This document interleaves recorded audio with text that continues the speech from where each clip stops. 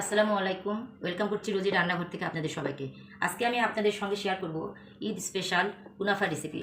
এখানে আমি half KG লাচ্চা সেমাই নিয়েছি। এর মধ্যে আমি হাফ কাপ মতো এটা বাটার দিচ্ছি। বাটার এবং ঘি দুটা একসঙ্গে মিশিয়ে দিব।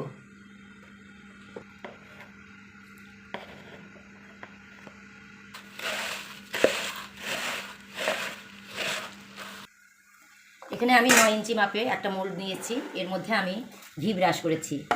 আর এখানে আমি ভালোভাবে এটা মেখে নিয়েছি। যাদের ঘি থাকবে না তারা তেল দিয়েও করতে পারেন, কিন্তু এখানে বাটার এবং ঘি দিয়ে করলে বেশি টেস্ট আসে। এটা এখন আমি এখানে সেট করব। এটা ধীরে ধীরে আস্তে আস্তে এটা খুব সুন্দরভাবে ঠেসে ঠেসে করব। এখানে আমি সুন্দরভাবে চারদিকে সেট করে নিয়েছি একটা বাটি দিয়ে, এরকম একটা বাটি দিয়ে সেট করে নিয়েছি। আর অর্ধেকটা রেখে দিয়েছি উপরে দেওয়ার জন্য। এখন আমি ক্রিমের প্রসেসে চলে যাব। এখন আমি ক্রিম বানাবো। এখানে আমি হাফ কেজি দুধ দিব, লিকুইড দুধ। এটা আমি আগে জাল করে রেখেছি।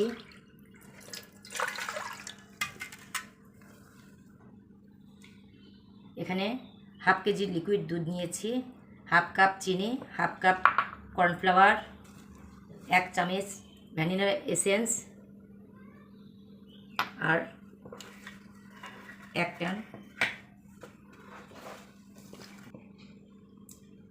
ড্যানো ক্রিমটা দিব পুরাটা দিয়ে। এটা আমি পুরাপুরি একবারে ক্রিম তৈরি করে তারপরে মেইন প্রসেসে দেখাবো।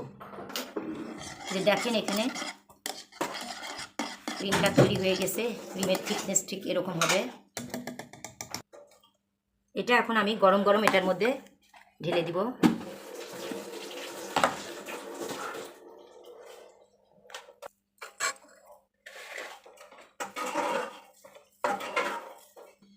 দেখেন আমি পুরোপুরিভাবে সেট করছি। এখন আমি এটা ওভেনে বেক করব 180 ডিগ্রিতে 40 মিনিট।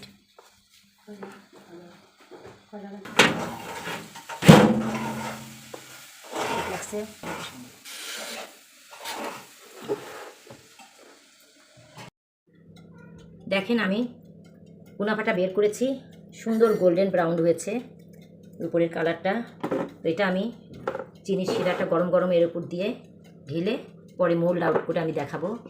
আর চিনির শিরা করাটা সবাই জানেন। 1 কাপ চিনির মধ্যে 1 কাপ পানি আমি গরম গরমে এর উপর দিয়ে দিচ্ছি শিরাটা।